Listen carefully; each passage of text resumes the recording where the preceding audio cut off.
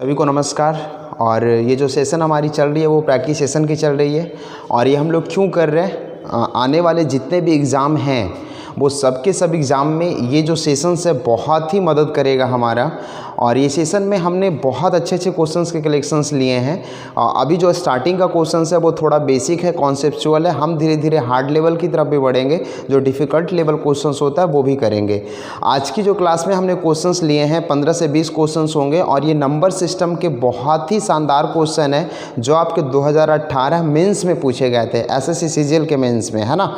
तो उस क्वेश्चंस को करने का आज हम तरीका देखेंगे। और नंबर सिस्टम एक ऐसा टॉपिक है कि हर एक एग्ज़ाम में, खास करके एसएससी के एग्ज़ाम में, आपको बिल्कुल रिपीटेड क्वेश्चंस नहीं मिलते हैं। बहुत अलग तरह के क्वेश्चंस आ जाते हैं उससे, जिनके बारे में बहुत सारी चीज़ें नहीं पता होती है। तो मेरी कोशिश ये होगी कि आज हम एक एक करके उसके कॉन्सेप्ट से ले करके जो भी चीज़ें होंगी वो सब कुछ की बात करेंगे, क्वेश्चन को भी सॉल्व करेंगे और किस तरह से सॉल्व करते हैं, कितना कम समय लगता है, वो भी हम बताने की कोशिश करेंगे आपको। तो आज शुरू करते हैं हम लोग।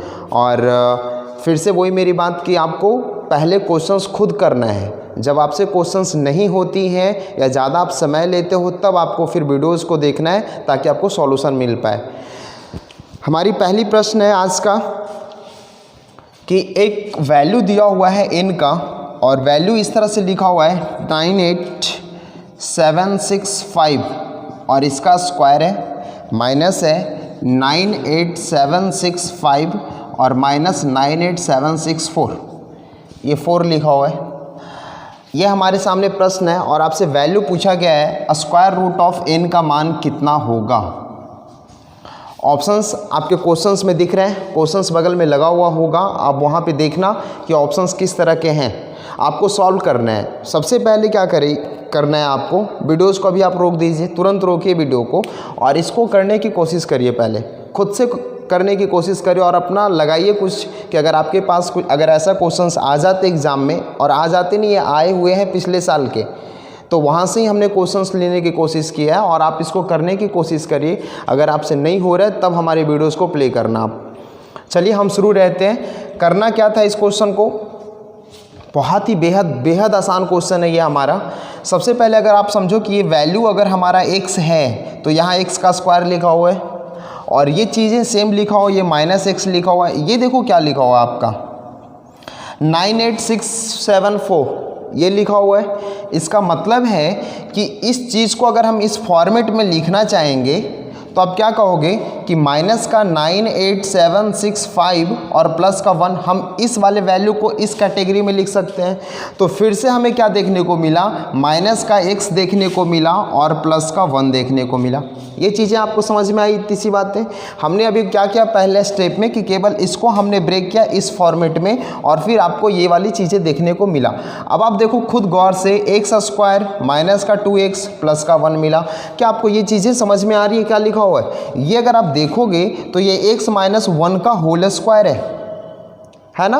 और ये वैल्यू पूरा का पूरा किसके बराबर है, n के बराबर है। अगर स्क्वायर यहाँ से हटेगा तो ये स्क्वायर रूट के बराबर रहेगा।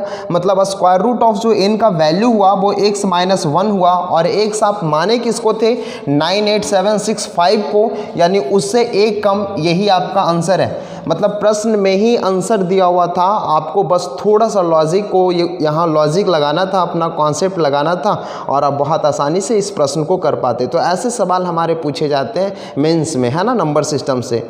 और ये सवाल हो सकता है आने वाले आगे वाले परीक्षाओं में पूछ लिया जाए, तब वहाँ पे आपको ये चीज़ें बहुत मदद करेगा। इसलिए जितनी भी मेरी प्रैक्टिस सेशन वाली वीडियोज़ आप ज़रूर देखा करिएगा, वो आपको प्रैक्टिस में बहुत मदद करेगा। और कॉन्सेप्चुअल क्वेश्चंस ही हमने उठाने की कोशिश किया है। नेक्स्ट क्वेश्चंस की तरफ हम लोग बढ़ते हैं। अगला प्रश्न हमारा है, मिटा देना, ये चीज़ें समझ में आए, बहुत ईजी था ये तो।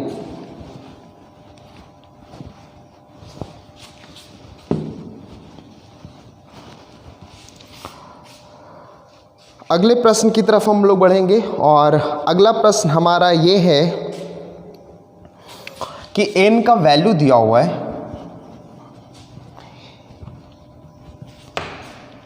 n का वैल्यू इस तरह से है कि 9 raise to power 8, 9 raise to power 9, 9 raise to power 10 और 9 raise to power 11।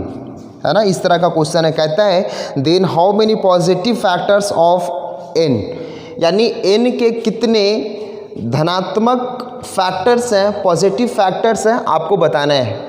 Number of factor निकालने के लिए आप सभी लोग जानते हो, सबसे पहले हम नंबर ऑफ फैक्टर की बात करते हैं। ये बहुत बेसिक चीज़ होता है जो नंबर सिस्टम में हमें पढ़ना होता है ना, फैक्टर कैसे निकालते हैं। जैसे हमने एक क्वेश्चन लिया, बोला 100, बताओ इसमें टोटल फैक्टर्स कितने। फैक्टर क्या होता है, ये चीज़ें आपको समझ में आती है ना, गुणनखंड। एक होता है मल्टीपल।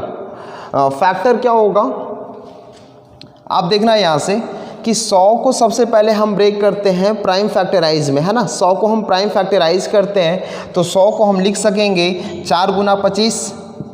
इसका मतलब है कि 2 का स्क्वायर और ये 5 का स्क्वायर है। 100 को हमने लिख दिया 2 का स्क्वायर और 5 का स्क्वायर। जो बेस दिख रहा है हमें वो प्राइम नंबर दिख रहा है ना, पावर कुछ भी हो जाए। अब नंबर ऑफ फैक्टर निकालने के लिए क्या करते थे, पावर में एक जोड़ करके गुना करते थे और यही होता था टोटल नंबर ऑफ फैक्टर। समझ में आ रही है ना आप सभी लोगों को, ऐसे ही करते थे। जैसे अगर हमने बोला 72 लिखा हुआ है, नंबर ऑफ फैक्टर बताना है 72 में क्या होता है नंबर ऑफ फैक्टर, तो आप यही कहते थे कि सर ये 9 और 8 का मल्टीपल है, यानी 2 का क्यूब और ये 3 का स्क्वायर है। अब नंबर ऑफ फैक्टर कैसे निकलेगा, पावर में एक जोड़ेंगे 4 और पावर में एक जोड़ेंगे 3 और 4 तिया 12, यानी ये 72 का टोटल नंबर ऑफ फैक्टर कितना हो गया, तो आप कहोगे सर 12 हो गया। अच्छा, फैक्टर समझ में आ रही है ना सारे लोगों को। जैसे हम बोले कि 12 लिखा हुआ है, इसका मतलब हुआ कि 12 1 से भी कटेगा, 12 2 से भी कटेगा, 12 3 से भी कटेगा, 12 4 से भी कटेगा, 12 6 से भी कटेगा और 12 12 से भी कटेगा।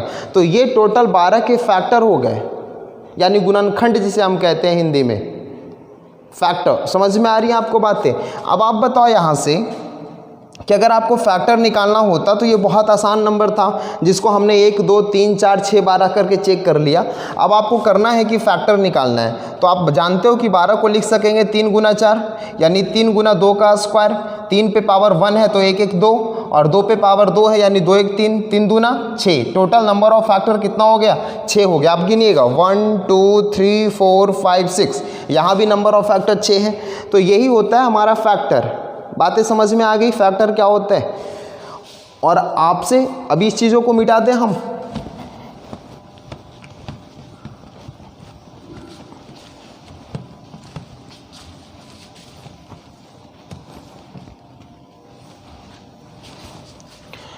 अब आपके सामने एक ऐसा प्रश्न दिया हुआ है और अब आपसे पूछा जा रहा है कि बताइए इसमें टोटल फैक्टर कितना है।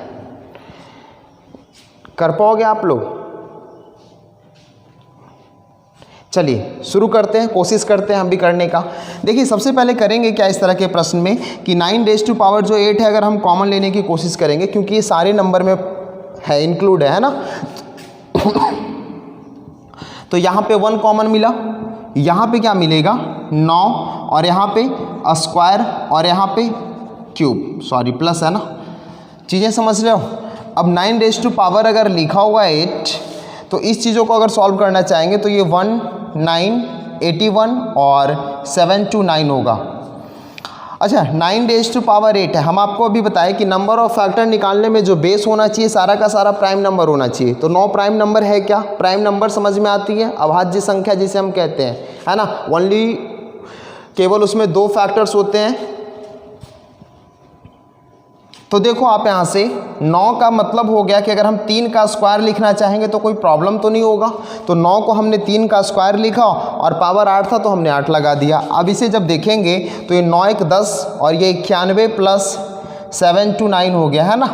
अब ये चीज़ें आप देख रहे हो कि 3 कितना हो गया 16 हो गया, और ये कितना हो गया 9 1 10 और 10 2 12 7 1 8, यानी 3 गुना 820। अब इसको भी थोड़ा सा प्राइम फैक्टर करेंगे इसका, तो 820 को हम लिख सकते हैं 41 गुना 10, यही लिखेंगे ना हम, सॉरी 41 गुना 2 गुना 10 लिखेंगे ना हम, तभी तो 41 गुना 82 गुना 10 होगा। और 10 को हम लिखेंगे 5 गुना 2। इसका मतलब हुआ कि 3 16 और 2 2 और 5 रेज़ टू पावर 1 और गुना 41 रेज़ टू पावर 1। ये हमने टोटल नंबर को इस फॉर्मेट में लिख लिया। अब सारे के सारे आप देखो बेस जो है वो प्राइम नंबर के रूप में हमारा है। अब नंबर ऑफ फैक्टर चाहिए था तो 16 में 1 जोड़ेंगे 17, 2 में 1 जोड़ेंगे 3 और 1 में 1 जोड़ेंगे 2 और 1 में 1 जोड़ेंगे 2। अब गुना करके जो आपके सामने ऑप्शन है आप यहाँ से आंसर कर सकते हो, यानी 2 दूना 4 तिया 12 यानी 17 गुना 12, 12 सत्ते 84। देख लीजिए इकाई अंक किसका 4 है, ऑप्शन हमारा है इस तरह का। बिल्कुल एक तीसरा नंबर ऑप्शन आप देखोगे तो 204 होगा और यही हमारा क्या होगा, आंसर होगा। तो इस तरह के प्रश्न अगर आपके एग्जाम में आए तो आपको इस तरह से ही सॉल्व करना है। आप जानते हो नंबर ऑफ फैक्टर निकालने के लिए, लेकिन नंबर ऑफ फैक्टर के लिए बहुत ही सिंपल नंबर नहीं दे रहा है। आप देख रहे हो कैसे नंबर डाल रहे हैं। तो सबसे पहले आपको इसको एक नंबर बनाना पड़ेगा, इसको सॉल्व करके, और फिर उस नंबर का प्राइम फैक्टराइज करके फिर आपको नंबर ऑफ फैक्टर बताना है। ये हम दिखाने की कोशिश कर रहे हैं, समझ पा रहे हो ना। चलो अगले प्रश्न की तरफ हम बढ़ जाएं। तीसरा प्रश्न आज का जो होगा हमारा, सारे प्रश्न आज नंबर सिस्टम के ही हैं, है ना। पिछले क्वेश्चन, पिछले जो वीडियोस थे हमने उसमें 2 पार्ट में लिया था, कोऑर्डिनेट और सीआई का क्वेश्चंस। पहले वाले जो पार्ट हमने किया था वहाँ भी हमने सर्कल से यानी मेंसुरेशन का क्वेश्चंस देखा था।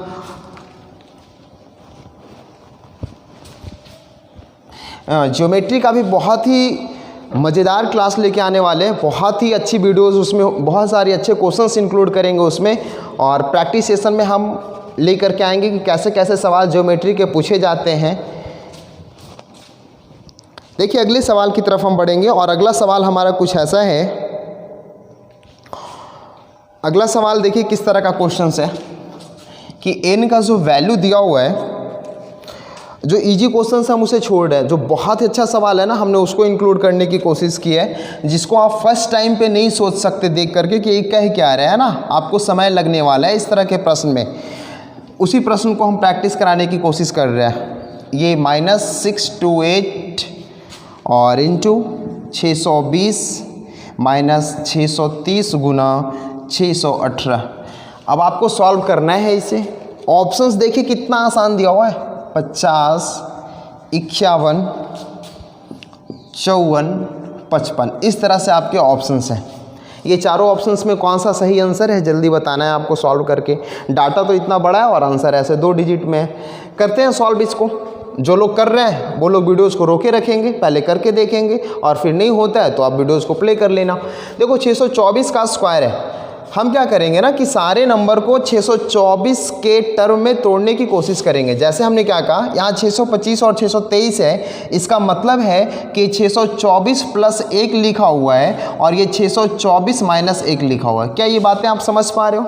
क्योंकि 624 प्लस 1 625 होगा और फिर 24 माइनस 1 23 होगा। जस्ट ये भी वैसा ही है लिखा हुआ, 624 प्लस 4 लिखा हुआ है और 624 माइनस 4 लिखा हुआ है। प्लस 4 करेंगे तो 8 मिलेगा, माइनस 4 करेंगे तो 0 मिलेगा। जस्ट ये भी वैसे ही किया हुआ है, 624 प्लस 6 किया हुआ है और 624 माइनस 6 किया हुआ है। तो जब आप देख रहे हो कि ये जो टर्म है वो हमारा a प्लस बी और इंटू ए माइनस बी का टर्म बन रहा है, सभी जगह बन रहा है ना, तो इसका मतलब होता है कि अलजेब्रा में आपने फॉर्मूला पढ़ा है a plus B into A minus B का, A square minus B square.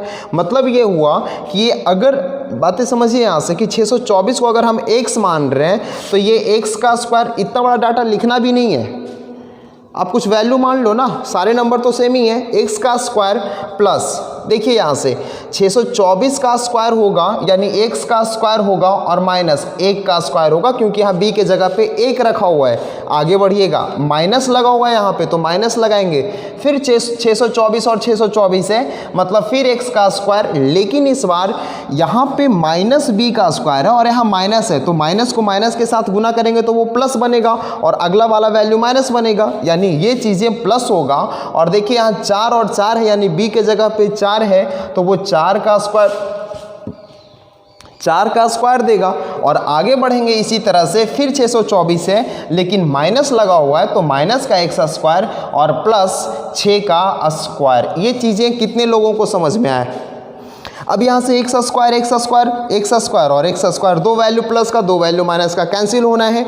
ये वैल्यू माइनस में है और ये दोनों वैल्यू प्लस में है, तो 36 और 16 देखो यहाँ से 6 छक्का 36 और 4 चौ 16, 36 प्लस 16 कितना होता है? तो आप कहोगे सर 52 होता है। 36 और 16 52 ही होता है ना। 36 16 देख लीजिए, 6 6 12, और ये तो चीज़ें आप कर लोगे आप सभी लोग। और यहाँ -1 है तो 52 में से 1 गया, ये 51 हो गया, और यही हमारा क्या है? सही उत्तर है। तो चीज़ें समझ में आई कैसे करना था इसको? बहुत आसान था। क्लियर हो गई सारे लोगों को ना? डॉट तो नहीं है इसमें, आगे बढ़ जाए। चलिए अगले प्रश्न की तरफ हम लोग बढ़ेंगे।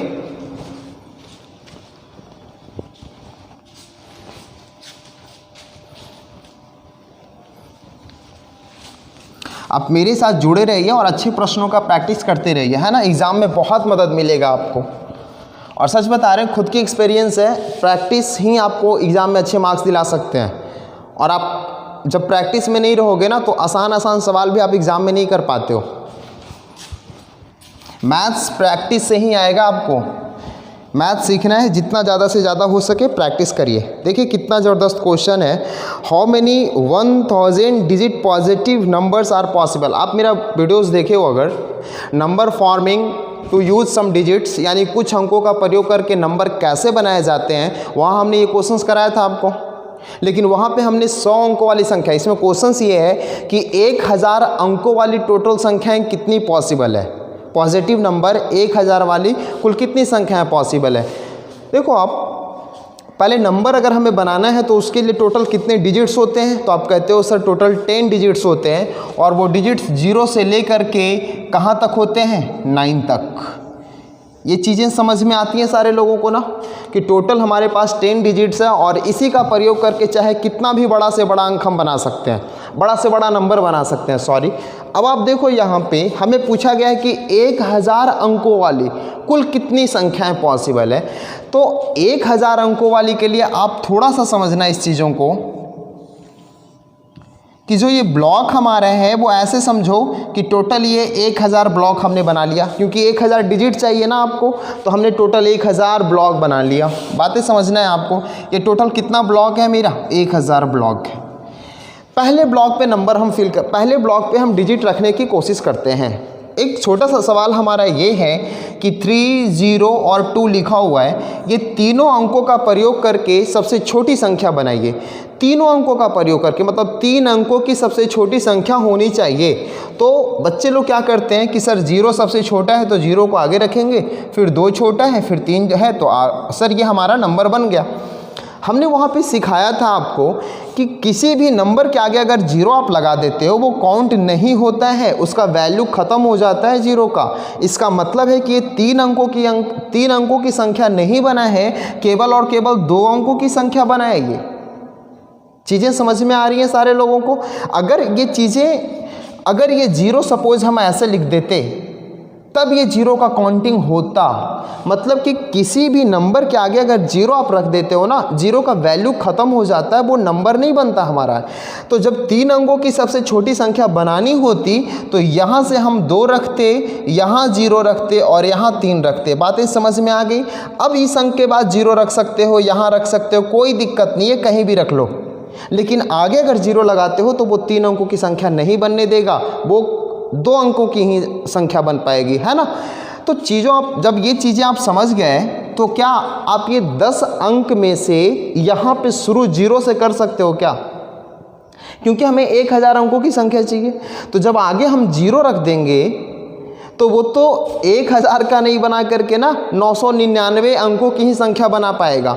इसका मतलब है कि यहाँ 0 रखने की कोई पॉसिबिलिटी नहीं है। तो केवल और केवल कितना तरीका हो सकता है अंक को रखने का? जब 0 छोड़ दीजिएगा तो 1 से लेकर के 9 अंक तरीका हो सकता है। तो पहले नंबर पे यानी उस संख्या के पहले अंक पे केवल और केवल 9 अंक हो सकते हैं, 1 से लेकर के 9 तक, 0 नहीं हो सकता। बातें समझ गए? अब आगे हम 0 रख सकते हैं क्या? तो भाई यहाँ भी देख लो, आगे 0 रखा हुआ है, तो कहोगे जी हाँ। तो यहाँ टोटल 10 के 10 पॉसिबिलिटी हैं, यहाँ भी 10 के 10 पॉसिबिलिटी हैं और यहाँ भी 10 के 10 पॉसिबिलिटी हैं। यहाँ रिपीटिंग और नॉन रिपीटिंग वाला कोई चक्कर नहीं है। एक होता है ना कि आपको अंकों का रिपीट करके नंबर बनाना है, अंकों का रिपीट जब कुछ नहीं दिया हुआ है इसका मतलब है कि रिपीटेशन अलाउ है। चीज़ें हमने बहुत बताया, वो चीज़ें आप जा करके देखना वहाँ पे। इसका मतलब हुआ कि केवल और केवल एक यहाँ 9 मिला, और जब ये पहला अंक हम लिख चुके हैं 1000 ब्लॉक में तो अब आपके पास यहाँ से लेकर के टोटल यहाँ तक कितना ब्लॉक शेष रह गया, तो आप कहोगे सर 999 ब्लॉक शेष रह गया ना। तो बताइए ये 999 ब्लॉक में 10 को लिखने का टोटल तरीका था, यानी 10 रेज़ टू पावर कर देंगे 999 और यही हमारा आंसर होगा। देखो इतना बड़ा ये प्रश्न है नहीं, आप आंसर टिक कर दोगे, ये सब क्वेश्चंस को देखोगे आंसर टिक करोगे, लेकिन हाँ उसके लिए एक बार कॉन्सेप्ट तो पता होना चाहिए आपको समझ में तो आनी चाहिए कि क्वेश्चंस किस तरह से पूछा जा रहा है। ऐसे क्वेश्चंस आते हैं कि 100 अंकों की टोटल कुल कितनी संख्याएं पॉसिबल है, 100 अंकों की कुल कितनी संख्याएं पॉसिबल है। जस्ट यही प्रोसेस होता है कि पहले अंक पे टोटल 9 पॉसिबिलिटी, 9 तरीके होते हैं नंबर लिखने का, फिर आगे जो 99, अब ये 999 नहीं 99 ब्लॉक रह गया, तो 99 तरीका हो सकता है 10-10 अंक लिखने का, यानी यहाँ पे 9 गुना 10 रेज़ टू पावर 99 हमारा आंसर होता। और ये चीज़ें हमने कराया है, आपके मेंस का क्वेश्चन है ये, ठीक है। अगले प्रश्न की तरफ बढ़ जाए, ये बहुत अच्छे से समझ में आई होगी। चलो अगले प्रश्न की तरफ हम लोग बढ़ेंगे, और हमारा जो अगला प्रश्न है बिल्कुल आसान है और बहुत ही इंटरेस्टेड भी है, कॉन्सेप्चुअल है प्रश्न, और ऐसे प्रश्न आपके एग्ज़ाम में आते हैं।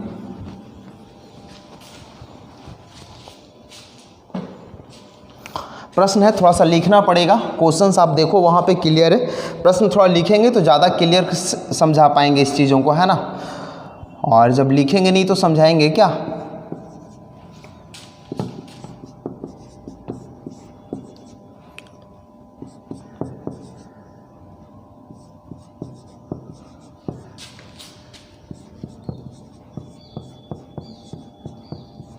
और नीचे ना एक बहुत बड़ी संख्याएं लिखी हुई है, लिख देते हैं।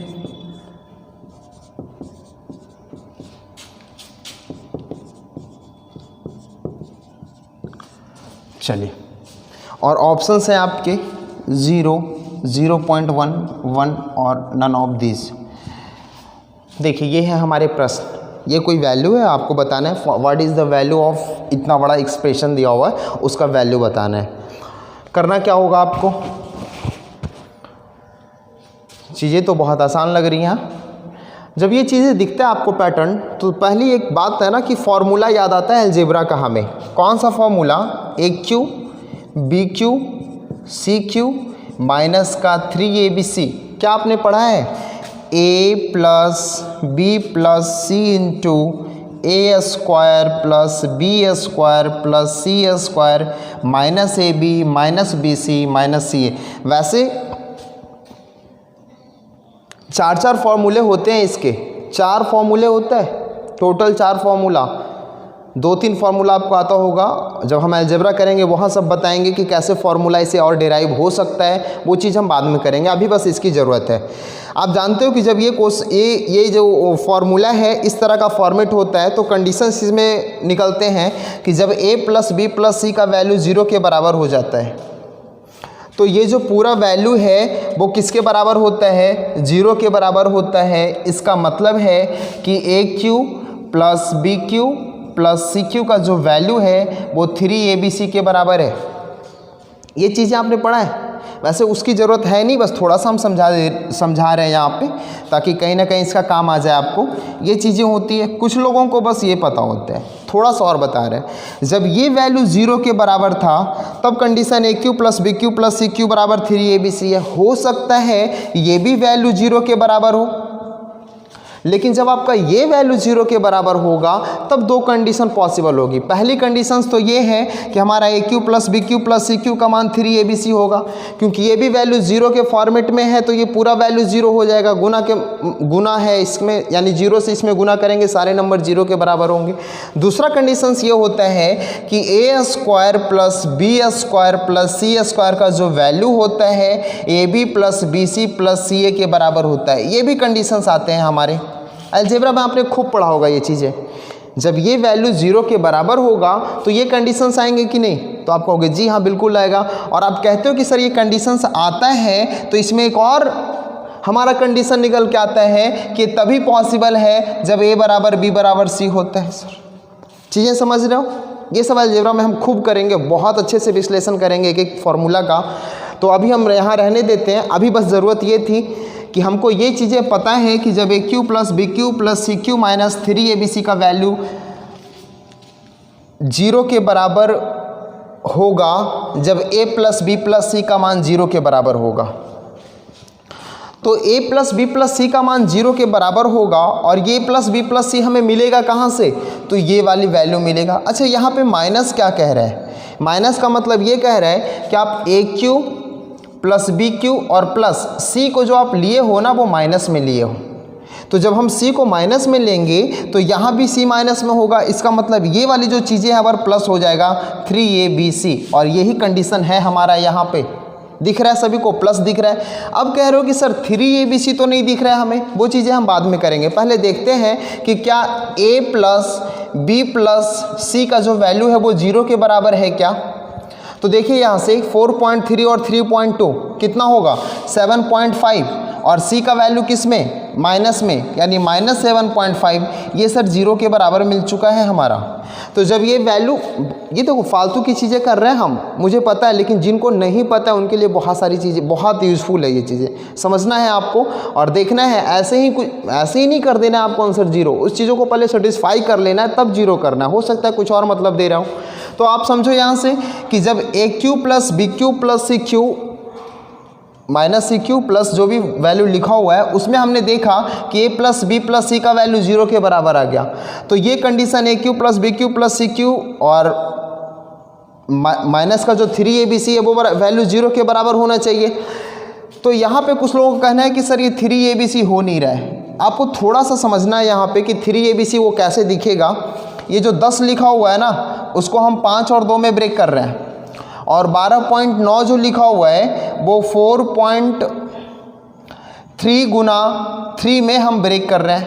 अब देखिए ये वाली जो 3 है ना उसको हम आगे रखेंगे और 4.3 को यहाँ पे, फिर जो 10 को हम 5 गुना 2 में ब्रेक किए हैं तो 5 को गुना करेंगे 1.5 से तो आपको 7.5 देखने को मिलेगा, और उसके बाद 1.6 को गुना करेंगे 2 से तो आपको 3.2 देखने को मिलेगा। अब आप बताओ कि 3abc का भी फॉर्मेट आपको दिख गया है। abc यही वैल्यू है जो यहाँ दिख रहे हैं।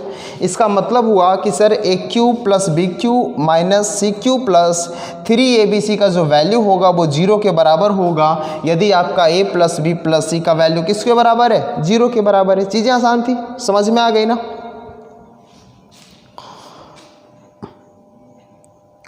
अगले प्रश्न की तरफ बढ़े।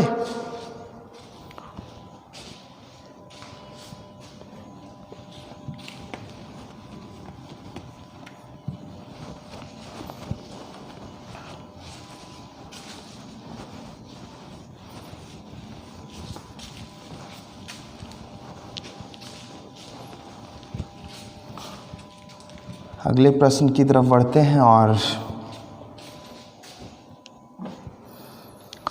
अगला प्रश्न देखिए क्या कह रहा है, what is the unit digit of, वो भी देख लेते हैं थोड़ा सा। यूनिट डिजिट इकाई अंक का क्वेश्चन आपका पूछा जाता है। प्रश्न है 723 रेज़ टू पावर 427 गुना 519 315 गुना 436 62 और 237 पे पावर 525। आपको बताना है इसका इकाई अंक क्या होगा, 1 2 3 या 6, इस तरह से हमारे ऑप्शंस हैं। यूनिट डिजिट है ना, यूनिट डिजिट कैसे फाइंड करेंगे। आप सभी को पता है यूनिट डिजिट क्या होता है, इकाई अंक क्या होता है, नंबर सिस्टम में आपने पढ़ा है। इकाई अंक निकालने के लिए ना सिंपल ये होता है कि कोई भी नंबर लिखा हुआ उसमें 10 से भाग लगा दो, इकाई अंक मिल जाएगा। जैसे हमने बोला कि 3 1 2 4 लिखा हुआ है, आपको इकाई अंक बताना है तो 10 से भाग लगा दो, जो शेषफल हमारा आएगा वही क्या होगा, इकाई अंक होगा। मतलब है कि जो 4 है वो हमारा क्या है, इकाई अंक है। उसी तरह से अगर आपके सामने कोई इस तरह का नंबर लिख दिया गया है और अब आपसे पूछा गया कि नंबर बताओ इकाई अंक का क्या होगा, तो आप इस नंबर में 10 से भाग लगाओ तो क्या आप 2⁻81 को सबसे पहले नंबर में लिखना चाहोगे तो पॉसिबल नहीं है लिख पाना। तो इस जगह पे हम क्या करते हैं, साइक्लिसिटी का यूज करते हैं। और साइक्लिसिटी आपको पता है क्या होती है, आइए थोड़ा देख लेते हैं। कि अगर ज़रूरत पड़ गई ऐसे आगे एग्ज़ामों में तो क्या करते हैं, बहुत ही ब्रीफ में हम देखेंगे। साइक्लिसिटी क्या होता है, जैसे कि आपको पता है कि 0 1 5 6, अच्छा सॉरी 1 नहीं लिख पाया ना, ये ऐसे नंबर हैं कि किसी भी नंबर के इकाई अंक पे, जैसे कि हमने लिख दिया 3 4 6 9 8 7 3 5 1, और इतना बड़ा नंबर का पावर कुछ भी है 3 2 1 4 6 3, बताना है इकाई अंक क्या होगा। तो आपको बस देखना है इकाई अंक, और इकाई अंक पे कितना है, 1 है, तो पावर में कुछ भी हो इकाई अंक पे हमेशा 1 आएगा। यही चीज़ समझाने की हम कोशिश कर रहे हैं आपको यहाँ पे कि ऐसे ये नंबर, ऐसे ये डिजिट 4 डिजिट हैं 0 1 5 और 6, जिसका इकाई अंक बिल्कुल सेम डिजिट होता है ना, सेम डिजिट होता है। लेकिन जब आपके सामने 4 और 9 आए तो इसकी साइक्लिसिटी कितनी होती है, आप कहोगे सर 2 होती है। क्या होता है ये समझाएंगे हम। और फिर हमारे सामने कौन से नंबर शेष रह गए, 2 3 7 और 8, ये जो नंबर होते हैं इसकी साइक्लिसिटी कितनी होती है, 4 होती है। साइक्लिसिटी शायद आपने पढ़ा होगा। अब क्या होता है कि हम क्या करते हैं इसमें कि ये नंबर तो बिल्कुल आसान है, कोई दिक्कत है नहीं। 4 और 9 के लिए क्या देखते हैं, जो समझा रहे थोड़ा सा, कि जैसा अगर 4 पे पावर 1 हो तो 4 होगा, 4 का पावर 2 होगा तो 16 होगा, ठीक है। फिर देखिए 4 का पावर 3 होगा तो फिर 64 होगा, और 4 का पावर 4 होगा तो फिर क्या होगा, 4 से गुना कर लेंगे, 4 4 16 और 6 4 24 1 25 256 होगा। देखने को क्या मिल रहा है कि यहाँ से जब डिवाइड करेंगे तो 1 और 2 पावर है, तो 1 पे पावर, जब 4 पे पावर 1 है तो इकाई अंक 4, 4 पे पावर 2 है तो इकाई अंक 6, 4 पे पावर 3 है तो इकाई अंक 4, और 4 पे पावर 4 है तो इकाई अंक 6। देखो ना यहाँ पे इकाई अंक यही है हमारा, समझ में आ रही है सभी को। इसका मतलब ये हुआ कि यहाँ से पावर 1 और जब 3 है तो इकाई अंक सेम देखने को मिल रहा है, और यहाँ पे पावर जब 2 और 4 है तो यहाँ पे इकाई अंक आपको सेम देखने को मिल रहा है। इसका मतलब है कि 4 और 9, अच्छा जस्ट लाइक 9 के लिए भी वही प्रोसेस होता है। देख लीजिए 9 के लिए क्या प्रोसेस है कि अगर 9 का पावर 1 करेंगे तो 9 होगा, 9 का स्क्वायर करेंगे तो 81 होगा, फिर जब 9 का 3 करेंगे तो कितना होगा, 729 होता है, और फिर जब 9 का 4 करते हैं तो 9 9 81, यानी 1 आ जाता है। 9 से आप गुना कर लेना, इकाई अंक पे 1 आएगा, बाकी सब इधर नंबर कुछ होता होगा। तो आप फिर यहाँ भी वही चीज़ें देख रहे हो कि 1 और 3 जब करते हैं, यानी पावर जब हमारा 1 और 3 होता है तो इकाई अंक क्या है, बिल्कुल सेम है, और जब पावर 2 और 4 है तो इकाई अंक बिल्कुल सेम है। इसका मतलब ये देखने को मिला कि जब पावर 4 और 9 में ऑड है हमारा, समझ में आ रही है, तो इकाई अंक पे 4 के लिए क्या होगा, 4 होगा, और जब इवन है तब उसमें क्या होगा, 6 होगा। ये किसके लिए था, हमारा 4 के लिए था। 9 के लिए भी सेम चीज़ है कि जब हमारा पावर ऑड होता है तो इकाई अंक पे 1 आता है, और जब इवन होता है, सॉरी इकाई अंक पे 9 आता है, और जब इवन होता है तो 1 आता है। तो ये 9 के लिए था, ये 4 के लिए था। और इसमें क्या होता है, साइक्लिसिटी 4 का मतलब कि आप कोई भी नंबर है हमारा लिखा हुआ, उसके पावर में 4 से भाग लगा दो, और जो शेषफल आता है बता रहे हैं, समझो इस तरह से। ये चीज़ें समझ में आई, ये चीज़ें तो आपने पढ़ा है ना।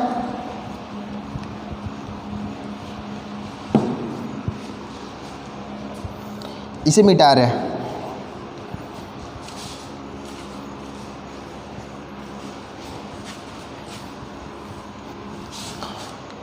देखिए क्या होता है जो बताते हैं। पावर हमारा क्या है, 427 है, 4 से भाग लगाना है। डिविजिबिलिटी रूल में आपने पढ़ा होगा कि जब किसी भी नंबर में 2 से भाग लगाना होता था तो केवल इकाई अंक चेक करते थे, यही करते थे ना।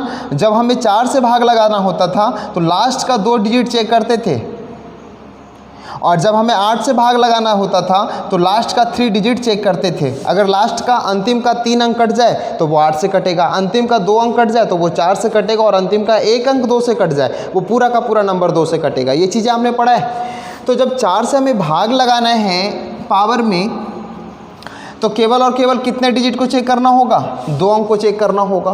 तो जब 27 में हम भाग लगाएंगे 4 से तो शेषफल कितना देखने को मिलेगा, आप कहोगे सर 6 4 24 यानी 3 देखने को मिलेगा। तो यहाँ पे 723 पे पावर 3 लिखना होगा।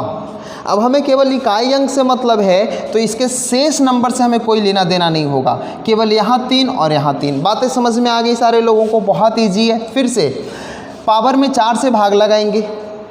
जब 4 से भाग लगाएंगे तो केवल और केवल दो डिजिट चेक करेंगे, क्योंकि 4 का जो डिविजिबिलिटी रूल है वो ये कहता है कि किसी भी नंबर का अंतिम का 2 अंक अगर 4 से कट गया तो वो पूरा का पूरा नंबर 4 से कटेगा। अब 15 में जब भाग लगाएंगे 4 से तो शेषफल 3 देखने को मिलेगा। फिर 2 नंबर से हमें कोई लेना देना नहीं है, पावर पे क्या रह गया? 3 रह गया। फिर आगे बढ़ेंगे, यहाँ पे देखिए फिर 2 नंबर को हटाएंगे, 6 रहेगा और इस नंबर में भाग देंगे। तो क्या ये 4 से पूरा का पूरा कट रहा है? तो आप कहोगे जी हाँ, 4 से नहीं कट रहा है, शेषफल हमें 2 देखने को मिलेगा, 62 है। फिर हमने 2 लिख दिया। फिर इसको पूरा का पूरा ख़त्म करेंगे, इकाई अंक पे केवल 7 है और इसमें भाग लगाएंगे तो शेषफल के रूप में हमें क्या देखने को मिलेगा? 1 देखने को मिलेगा। अब देखिए 3 तिया 9 तिया 27, इकाई अंक केवल 7, 9 का पावर 3 है ना, तो क्या होगा? अभी हमने बताया इवन और ऑड वाला, अगर वो नहीं आता है तो 4 से भाग लगा के चेक कर लो। 9 9 81, फिर 9 मिलेगा। फिर 6 का स्क्वायर 6 मिलेगा, वो तो हमने बताया था कि जब 6 है तो सेम डिजिट वही मिलेगा। 7 है तो 7 है। अब फिर से गुना कर लेंगे, 9 7 63, 3 7 6 का 42, 2 3 दूना 6, हमारा क्या हुआ आंसर? 6 हुआ। तो ये तो था भाई प्रोसेस जो आप कर सकते थे। और भी तरीका हो सकता है करने का, जैसे यहाँ पे 6 था तो हमें ये सब करने की ज़रूरत ही नहीं थी, 6 का केवल और केवल 6 लिखते, बताए थे ना। 9 है, पावर क्या है? ऑड नंबर है। जब पावर ऑड नंबर होता है तो इकाई अंक 6 का 6 ही होता है, सॉरी इकाई अंक पे 9 होता है। 9 में पावर ऑड है तो 9 का 9 होगा, और जब पावर इवन होता है तो इकाई अंक 1 होता है ना। अब आप बताओ, केवल हमें 2 चेक करना रहता है, 7 और 3। तो 7 और 3 को हम बहुत आसानी से चेक करके, ये दोनों तो पहले ही हमें मिल चुका था, तो आप इस तरह से भी आंसर कर सकते थे। इकाई अंक ये होता है हमारा, है ना।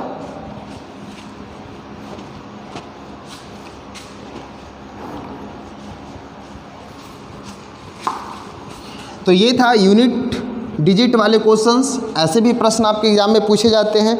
एक और क्वेश्चन है यूनिट डिजिट वाला, उसको हम छोड़ते हैं क्योंकि वो भी ऐसे ही सेम निकालने हैं। आगे बढ़ते हैं और अगले प्रश्न की तरफ। अगला प्रश्न जो काफ़ी इम्पॉर्टेंट है हमारा, वो इस तरह का प्रश्न आता है।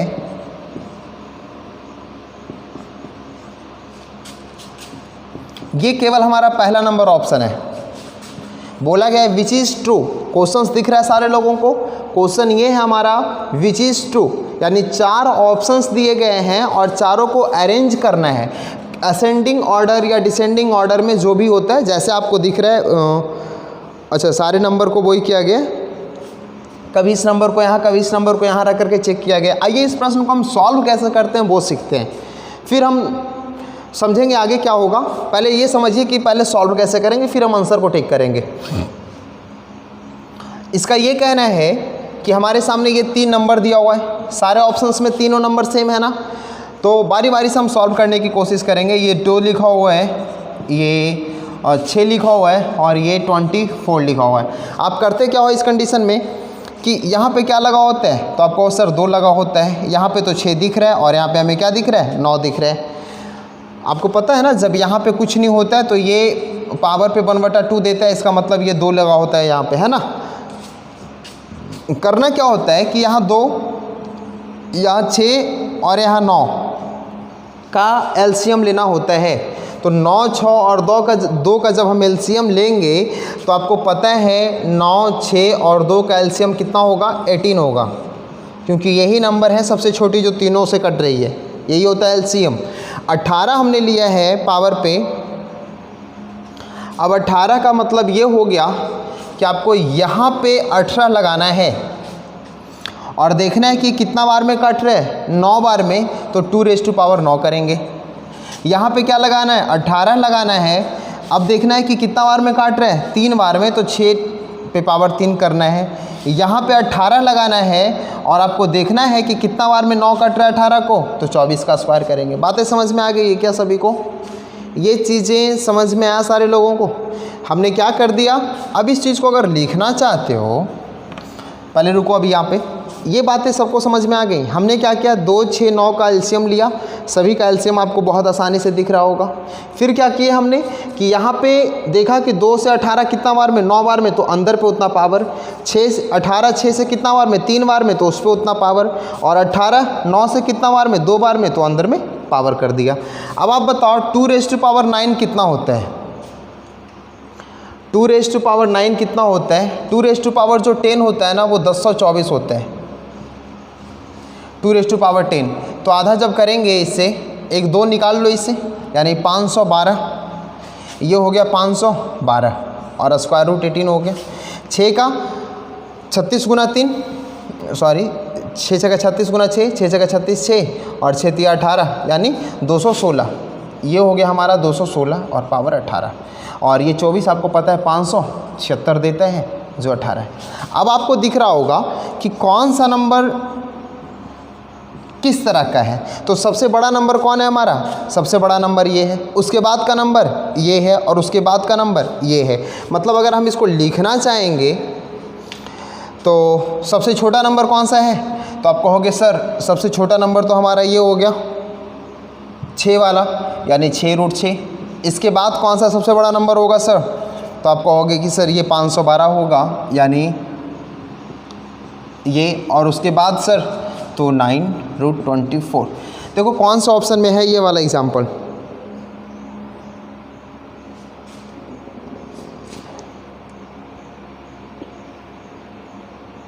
देखो दूसरा नंबर ऑप्शन आपको दिख रहा है, दूसरा नंबर ऑप्शन, और दूसरा नंबर ऑप्शन में यही अरेंजमेंट है, मतलब ये हमारा आंसर है। इसको समझा, आंसर करने से मेरा मतलब नहीं था, समझाना मेरा मतलब था कि इस क्वेश्चन को आप कैसे कर सकते थे। जितने भी स्क्वायर रूट में वैल्यू आता है उसका एलसीएम निकाल करके देखना है कि यहाँ वाला वैल्यू कितना टाइम्स में काट रहा है, कितना टाइम्स काट रहा है, और अंदर वाले नंबर पे उतना पावर लगा देना होता है। फिर हमें बस फ़र्क, क्योंकि ये सारे जो नंबर हैं वो बिल्कुल सेम है, 18 18 18, फिर हमें फ़र्क नहीं पड़ता, केवल ये देखना होता है कि कौन से नंबर कितना बड़ा है, किससे बड़ा है, और आप बहुत आसानी से क्या कर सकते थे, आंसर कर सकते थे। यहाँ से समझ में आ गई सारे लोगों को ना। आगे बढ़ जाए, अच्छा आगे बढ़ जाते हैं।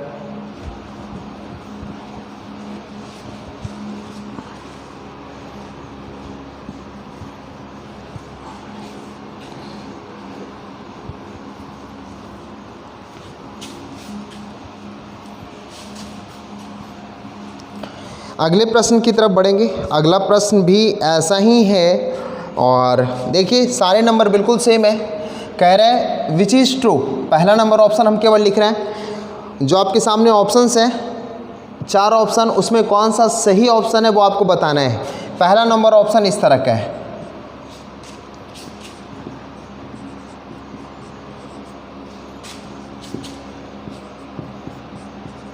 बातें समझ गए, पहला ऑप्शन है। बाकी हम अरेंज करके चारों ऑप्शन आप लिख लो, सॉरी आपको क्वेश्चंस में दिख रहे होंगे, वहाँ हम बताएंगे। पहले ये समझिए कि करना कैसे है इसको।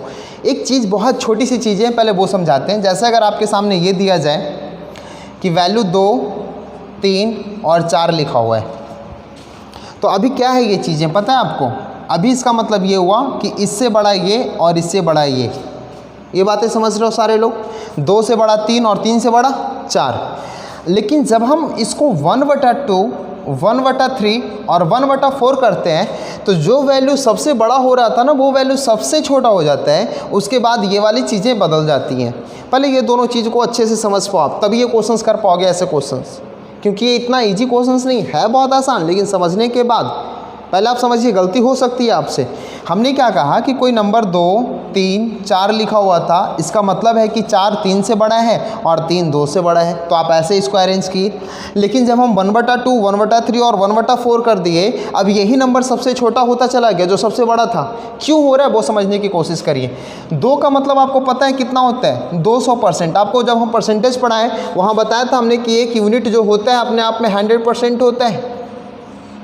तो 2 का मतलब 200% है, 3 का मतलब 300% है और 4 का मतलब 400% है। अब आप बताओ, आपको तो पता होगा 400% सबसे बड़ा, 300% उसके बाद, और सबसे छोटा 200%।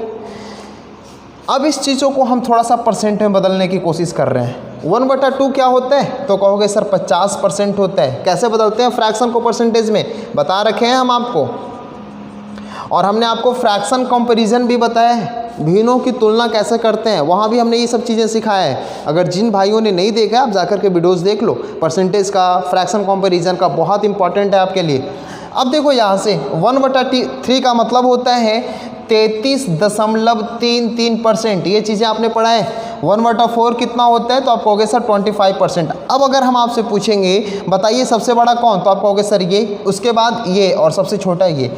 जो चीज़ें अभी नंबर में ये सबसे बड़ा हो रहा था, अगर 1/4, 1/3 और 1/2 कर दिए तो ये परसेंटेज में जो 200 था अब परसेंटेज में 50 हो गया, जो परसेंटेज में 300 था अब परसेंटेज में 33.33 हो गया, जो परसेंटेज में 400 था वो 25% हो गया। तो बताइए कि इस क्रम में तो ये सही लिखा हुआ था, लेकिन जब 1/ नंबर को किए तो सबसे बड़ा ये हो गया, फिर ये हो गया और फिर ये हो गया। ये चीज़ आपको दिखा, स्पष्ट हुई ऐसा क्यों हो रहा है। चलो अब हम बढ़ते हैं अपने प्रश्न की तरफ, जो हमारा प्रश्न है।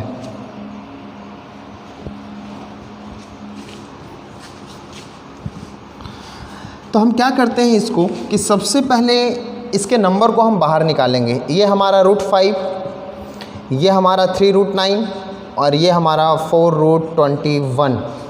जब इसे सॉल्व करोगे, यहाँ क्या है, 2 है, 3 है और 4 है। 2, 3, 4 का एलसीएम कितना होगा, तो आप कहोगे सर 12 होगा। यानी 12 कहने का मतलब कि यहाँ पे हम क्या लिखेंगे, 12। तो 2 छक्का 12 यानी 5⁻6 हो गया। उसके बाद 12 यहाँ लिखेंगे तो 4 बार में कटेगा, ये 4 हो गया, और 12 यहाँ लिखेंगे तो ये 21 पे पावर कितना हो गया, 3 हो गया। ये चीज़ें समझ गए क्या, ये बातें समझ में आई सारे लोगों को। अब आप बताओ, खुद देखो यहाँ से कि कौन से नंबर कितना बड़ा है। तो 5 का स्क्वायर 25 होता है ये, और फिर 25 का 3, 25 का ये क्यों लिखा हुआ है, और अभी हम इसको ऐसे ही रहने देते हैं। फिर ये देखिए क्या लिखा हुआ है, ये लिखा हुआ है 81 का स्क्वायर, और ये क्या हो गया हमारा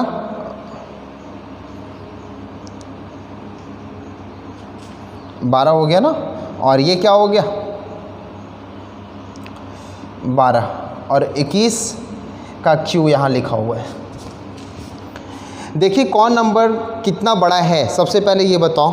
तो अगर हम 81 को लिखना चाहेंगे तो ये 81 का हो गया 1, और 88 64, और ये कितना हो गया 8 दूना 16, 1 6 5 65 61 हो गया, ये हो गया 65 61। ये देखिए 25 का क्यू है, तो पहले 25 का जब स्क्वायर करेंगे तो 625 मिलेगा, और फिर इसे 25 से गुना करेंगे हम। तो आप बताओ यहाँ से कि ये नंबर इससे बड़ा हो गया, ठीक है। और 21 का जब हम स्क्वायर करेंगे तो 441 होगा, और फिर हम 21 से गुना कर देंगे तो 2184। देखिए क्या हुआ है, सबसे छोटा नंबर हमारा कौन है, ये है, उसके बाद ये है, मतलब इसके ये सबसे छोटा, उसके बाद ये बड़ा, और ये सबसे बड़ा। मतलब ये हुआ, अरेंजमेंट दिखाते हैं हम आपको कि जो 3√9 है हमारा वो सबसे छोटा है। उसके बाद छोटा कौन हो गया हमारा, तो ये नंबर कौन सा 4√21, और उससे बड़ा कौन सा हो गया, तो ये हो गया हमारा 2√5 यानी 5। ये नंबर सबसे बड़ा, उसके बाद ये छोटा, और ये सबसे छोटा। लेकिन जब हम 1/3√9 करेंगे तब ये चीज़ें उल्टा होता चला जाता है। अभी हमने आपको सिखाया, और फिर 1/√5।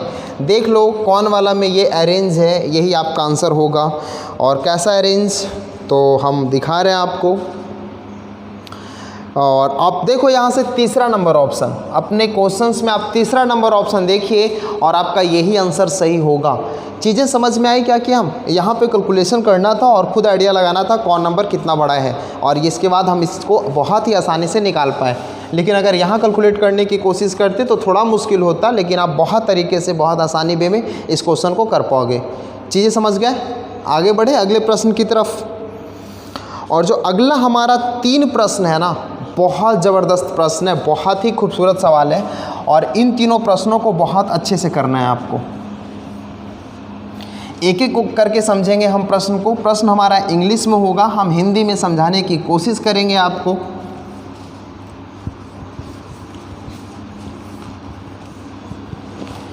क्वेश्चन क्या है हमारा, सुनिएगा। n is the list 4 digit number which when divide by 3, 6, 9 and 12। 3, 6, 9 and 12। कोई n 4 अंकों की सबसे छोटी संख्या है। क्या कह रहा है समझिएगा, n जो है वो 4 अंकों की सबसे छोटी नंबर है, 4 डिजिट लिस्ट नंबर है ना, 4 अंकों की सबसे छोटी नंबर है। इस नंबर में जब हम 3, 6, 9 और 12 से भाग लगाएंगे तब कहता है कि हमें जो शेषफल के रूप में 2, 5, 8 और 11 देखने को मिलेगा रिस्पेक्टिवली, क्रम से, है ना। What is the remainder when n is divide by 11। कहता है कि जब हम इस संख्या में 11 से भाग लगाएंगे तब वो शेषफल क्या होगा।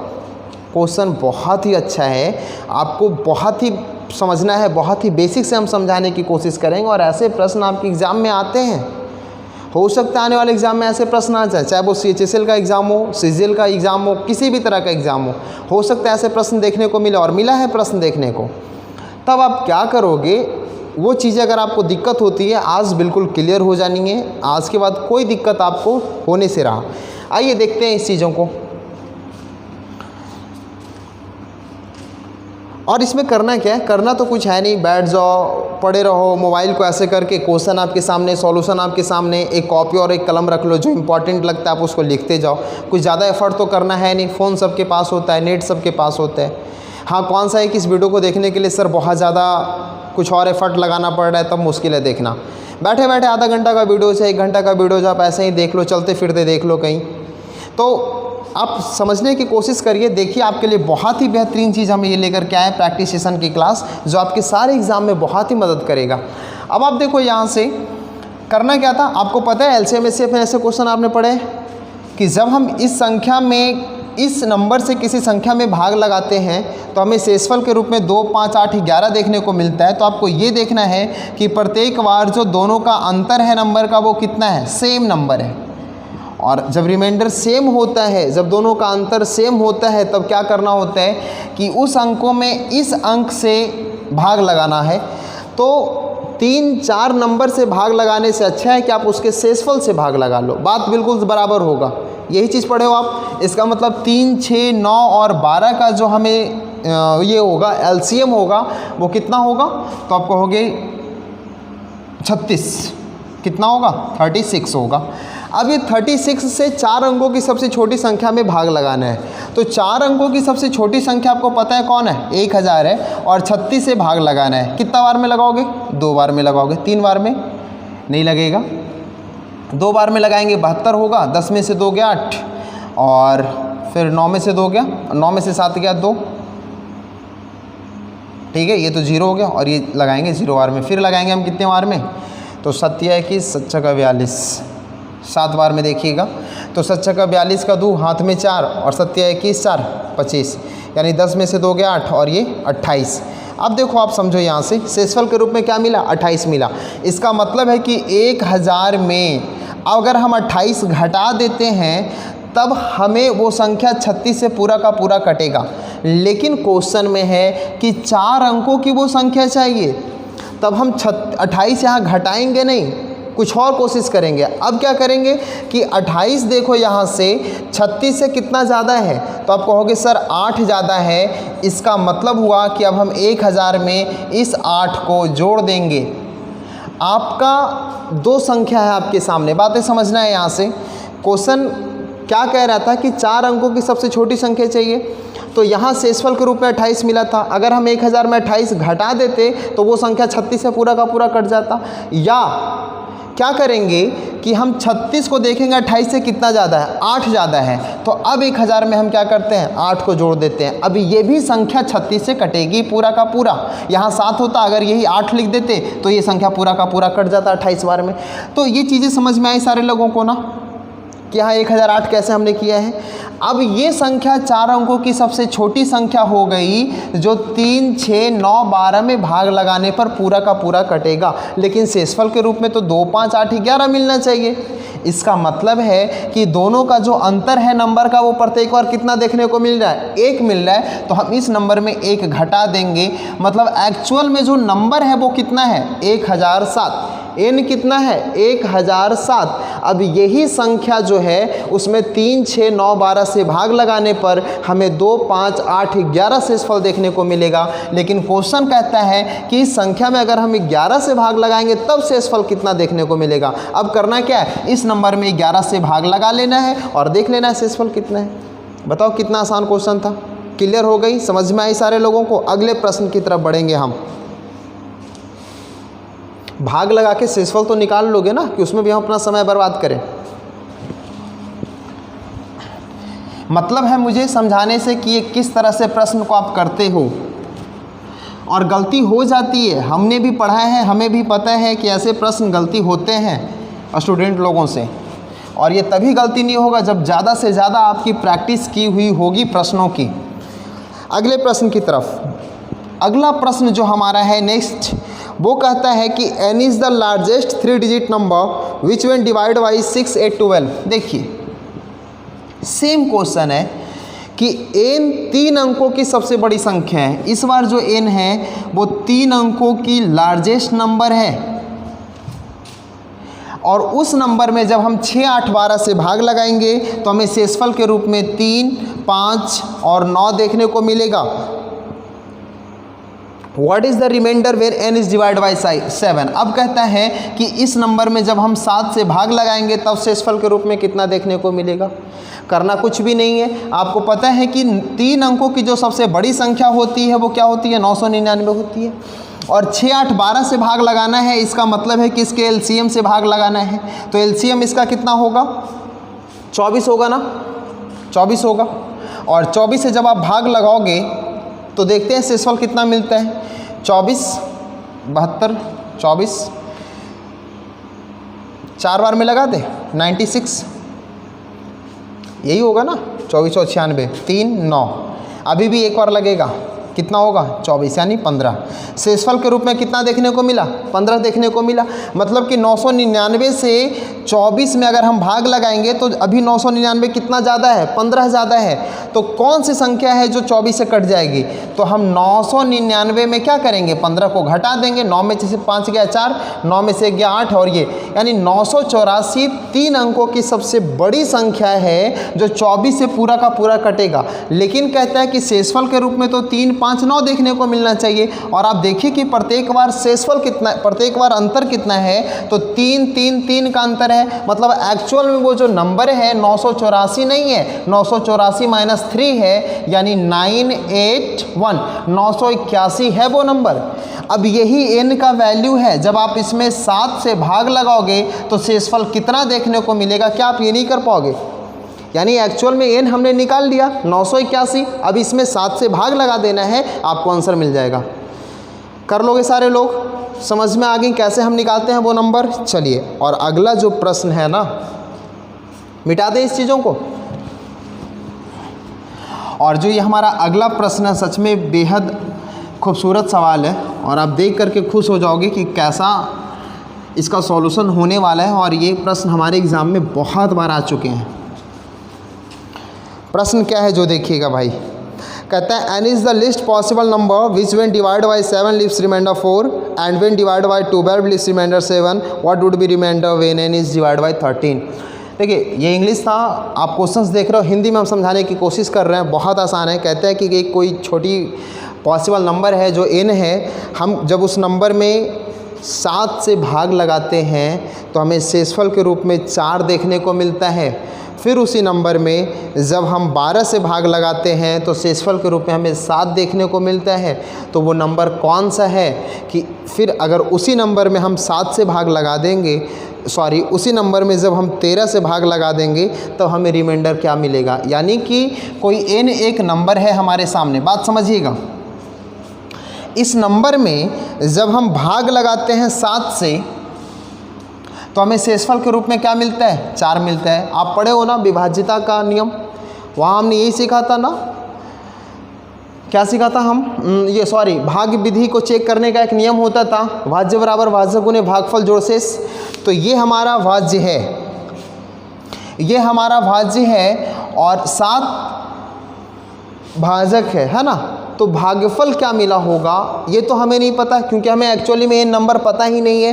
तो यहाँ हम मान लें क्या कि कोई भाजक होगा जो n भागफल जो होगा वो 1k होगा और प्लस शेषफल। फिर वही सेम नंबर में जब हम भाग लगाते हैं,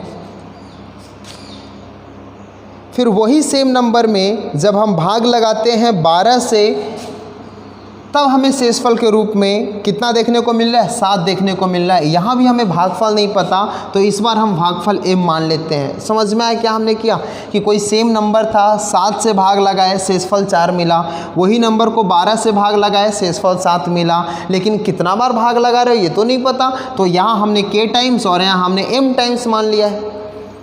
बातें समझ गया। अब कहता है कि n में जब हम 13 से भाग लगाएंगे तब हमें भाग शेषफल के रूप में क्या दिखेगा, यही हमारा प्रश्न है। बातें समझ गया सारे लोग। देखिए n का वैल्यू कैसे निकालते हैं। एक तो तरीका है कि k और m के लिए जो लिस्ट पॉसिबल नंबर है 1 2 3 4 5 से शुरू करके हम रख के चेक करेंगे। उससे आसान क्या है जो समझते हैं, ये दोनों नंबर तो बिल्कुल बराबर है ना, नंबर तो सेम है। तो यहाँ क्या करते हैं 7k + 4 बराबर 12m + 7 करेंगे, कोई दिक्कत नहीं है। 7k का जो वैल्यू हो गया वो 12m + 3 हो गया, क्योंकि 4 में से 7 गया तो 3, मतलब 7 में से 4 गया 3 बचेगा। यानी जब k का वैल्यू निकालना होगा तो 12m + 3/7 होगा। बताइए कि k को इंटीजर में आने के लिए, पूरा का पूरा इंटीजर लाने के लिए m का लिस्ट पॉसिबल नंबर यानी सबसे छोटी संख्या m क्या पॉसिबल है। तो आपको पता है यहाँ से कि अगर m के जगह पर हम 5 रखेंगे तो 12 × 25 60 गुना +3 63 और वो 7 से पूरा का पूरा कटेगा। हमें k इंटीजर चाहिए ना। बातें समझ में आई। तो m कितना पॉसिबल है, 5। m के लिए क्या पॉसिबल है, 5 पॉसिबल है। बातें समझ में आ गई क्या। तो नंबर कितना होगा, कहीं भी वैल्यू रख लो, k का भी मान मिल चुका है और m का भी मान मिल चुका है। तो m का मान अगर 5 है तो 12 × 25 60 + 7 यानी n का जो वैल्यू हो गया वो कितना हो गया, 67 हो गया। यानी नंबर हमारा वो कौन सा था, 67 था। अब 67 में जब हम 13 से भाग लगा देंगे तो क्या आप यहाँ पे शेषफल नहीं बता पाओगे। आप कहोगे सर 13 × 25 65, यानी रिमाइंडर के रूप में आपको क्या दिखा, 2 दिखा, और यही हमारा आंसर था। ऐसे प्रश्न आपने देखे हैं ना। और करना क्या था, बिल्कुल बेहद आसान, बहुत आसानी से आपने निकाल लिया। अगले प्रश्न की तरफ बढ़ेंगे भाई साहब। वैसे तो प्रश्न बहुत सारा है और भी प्रश्न आप कर सकते हो। देखते हैं अगर कोई इम्पोर्टेंट प्रश्न है तो। चलिए,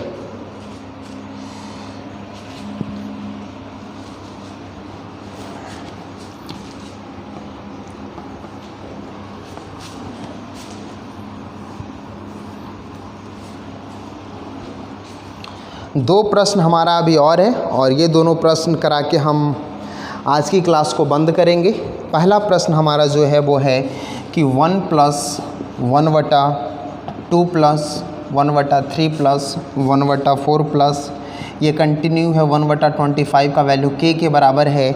आपसे पूछा है 5/6 + 5/9 + 5/12 से लेकर के 1/15 तक का वैल्यू क्या होगा।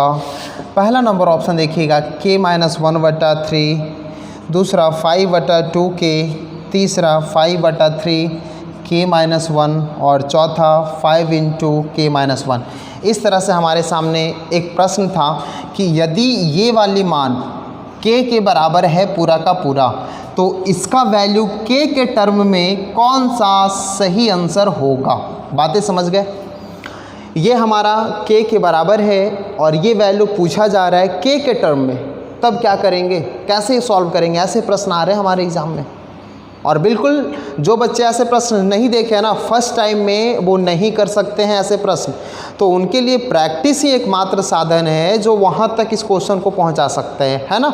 तो आपको प्रैक्टिस करना है, किसी भी हाल में प्रैक्टिस करना है, समझना है आपको। देखिए यहाँ से सबसे पहले ये निकालना है हमें। अगर हम यहाँ से 5/2 कॉमन लेने की कोशिश करेंगे तो यहाँ 3 ना, सभी में 3 शामिल है ना, 1/2 मिलेगा। यहाँ पे क्या देखने को मिलेगा, 1/2। उसके बाद यहाँ क्या देखने को मिलेगा, 1/3, यहाँ 1/4 और आगे क्या देखने को मिलेगा। देखिए यहाँ से 5/3 है और यहाँ 1/15 है। इसका मतलब है कि यहाँ अगर 1/25 करेंगे तभी 1/25 गुना 5/3 करेंगे तो यहाँ 1/15 देखने को मिलेगा। बातें समझ में आई ये वाली चीज़ें सबको? सबसे पहले कि हमने क्या किया, इसको अरेंज किया है 5/3 कॉमन लेकर के, तो यहाँ 1/2, 1/3, 1/4 और आगे 1/125 मिला है। अब 5/3 ये चीज़ों को अब गौर से समझना है। यहाँ पे पूरा का पूरा वैल्यू k के बराबर है। अगर ये 1 को हम यहाँ से हटा के k-1 कर लेंगे, अगर हम यहाँ k-1 कर लेंगे तो क्या आपको यही चीज़ें दिखेंगी जो यहाँ पे दिख रही है? तो कहोगे जी हाँ, मतलब यही वैल्यू तो k-1 के बराबर है, यानी 5/3 k-1। तीसरा नंबर ऑप्शन आपका सही हो गया। बिल्कुल एक लाइन का प्रश्न था, लेकिन हाँ आपको समझने की ज़रूरत थी पहले किस तरह से हम अरेंज करेंगे ताकि हमें वही चीज़ें देखने को मिलेगा जो यहाँ पे हमें चाहिए। चीज़ें समझ में आ रही है ना? क्वेश्चंस बहुत आसान लग रहा है सभी लोगों को। आगे बढ़ते हैं और अगले प्रश्न भी बिल्कुल ऐसा ही एक है और उसे भी हम करने की कोशिश करेंगे।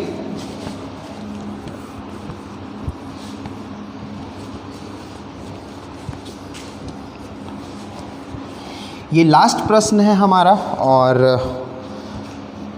कहता है, एक प्रश्न इस तरह का है कि 2 + 3 + 4 और +40 का वैल्यू k के बराबर है। तब पूछा है find the value of 2q, 3q, 4q और ये कंटिन्यू है हमारा +40 का q तक। और ऑप्शंस आपको लिख देते हैं आपके सामने। ऑप्शंस इस तरह का है, k+1 का, q-1, k+1 का होल स्क्वायर, k-1 का स्क्वायर और k × k+2। ये 4 ऑप्शंस हैं हमारे सामने और आप इसको करने की कोशिश करिए थोड़ा सा, फिर हम इसका सॉल्यूशन आपको दिखाएंगे।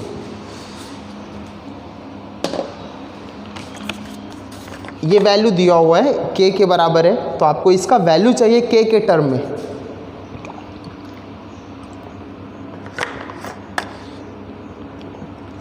अब देख रहे हो, अगर सच में आप एनालिसिस कर रहे होगे ना प्रश्न का, तो पहले प्रश्न केवल q का वैल्यू पूछा जाता था। अब क्या कर रहे हैं कि किसी न किसी वैल्यू के कोई मान दे रहा है बराबर में और उसको उस टर्म में लाने के लिए कह रहे हैं। हम भी देख रहे हैं प्रश्न का टेंडर जो है वो कैसे चेंज हो रहा है आज के दिन में, है ना? तो ये चीज़ें और भी बदलेगी। अभी ऐसे भी और क्वेश्चंस आएंगे जो हो सकता है इसके बाद और भी कुछ नया वेरिएशन आ सके। तो वो तभी होगा जब आप प्रैक्टिस करोगे। केवल एकमात्र साधन प्रैक्टिस।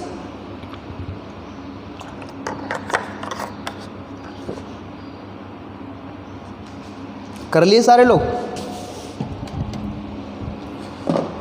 हो गया ना सारे लोगों से? नहीं हो पाए? चलो देखते हैं हम लोग। ये चीज़ें थोड़ा सा समझेंगे, ठीक है? आसान है ये हमारा। अच्छा आप बताओ कि अगर हम यहाँ 1 जोड़ दें तो यहाँ भी 1 जोड़ने को मिलेगा? बातें समझ रहे हो? हमने बोला कि यहाँ 1 जोड़ेंगे तो यहाँ भी 1 जोड़ेंगे। अब ये 1 से लेकर के 40 तक का पता है क्या है? कंटिन्यू हमारा नेचुरल नंबर है और नेचुरल नंबर का सम क्या होता है? n × n+1। ये चीज़ें पता है सभी को। प्राकृतिक बटा 2 होता है ना।